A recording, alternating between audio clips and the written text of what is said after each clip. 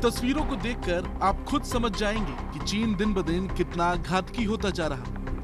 अगर इन सैटेलाइट तस्वीरों पर यकीन करें तो चीनी सेना ने अरुणाचल प्रदेश के तवांग सेक्टर में यांगजी के ठीक सामने भारी तैनाती कर डाली।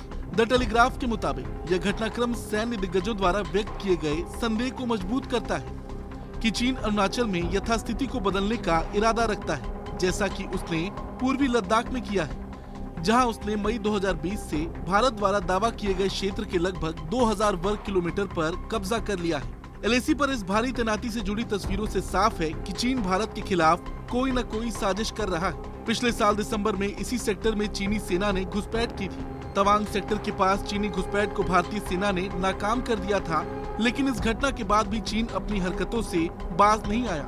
वहीं इंडिया टुडे को मिली सैटेलाइट तस्वीरों से पता चलता है कि तवांग में हुई घटना के कुछ महीनों बाद ही चीन ने सोना डिजोंग के लेपुंग में क्लैश साइट के पास तैनात अपने कंबाइंड आर्म ब्रिगेड को लोत्से डिजोंग के रितांग में ट्रांसफर कर दिया था। वहीं रक्षा मंत्रालय ने इस पर अभी तक कोई टिप्पणी नहीं की। हालांकि समय समय पर मंत्रालय ने इतना जरूर कहा है कि चीनी सेना पर कड़ी नजर रखी जा रही है। ये बात वैसे भी काफी समय से उठ रही है कि चीनी सेना ने तवांग सेक्टर में एलएसी पर अतिरिक्त सैन्य शिविर स्थापित कर लिए हैं। वहीं द टेलीग्राफ के मुताबिक तवांग सेक्टर में पिछले एक साल में चीनी सेना की तरफ से आक्रामकता दिखाई जा रही है, लेकिन इस पर भी भारत की कड़ी नजर है। रक्षा मंत्री राजनाथ सिंह पिछले दिनों अरुणाचल के तवांग सेक्टर का दौरा कर रहे थे, जिसे चीन अपना क्षेत्र मानता है। वहीं वहां के हालात की बात की जाए तो दिसंबर 2022 में तवांग से 35 किलोमीटर उत्तर पूर्व में 17,000 फीट की ऊंचाई पर यांगजी में भारत और चीन के सैनिक आपस में भिड़ गए थे। इस झड़प में 15 से 20 भारतीय सैनिक घायल हो गए थे। ये झड़प तब हुई थी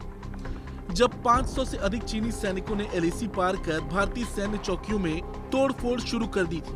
इसके बाद काफी बवाल मचा था। चीन की हरकतों को देखा जाए तो ये बात कई वरिष्ठ रिटायर्ड सैनिकों ने दोहराई है कि चीन अरुणाचल में यथास्थिति को बदलने की कोशिशों में लगा है।